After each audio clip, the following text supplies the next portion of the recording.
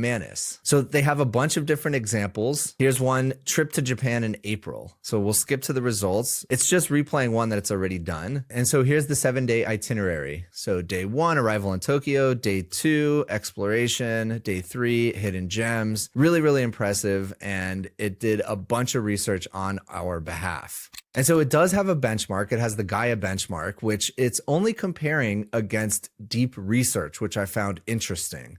And so we have level 1, level 2, and level 3. And in all three, Manus Pass at 1 scored well above deep research, and level 2 about even, and then level 3 well above deep research. Now, again, I find it very interesting that it's only comparing against deep research, because it is so much more than just deep research, since it has its own environment, its ability to code, its ability to execute code.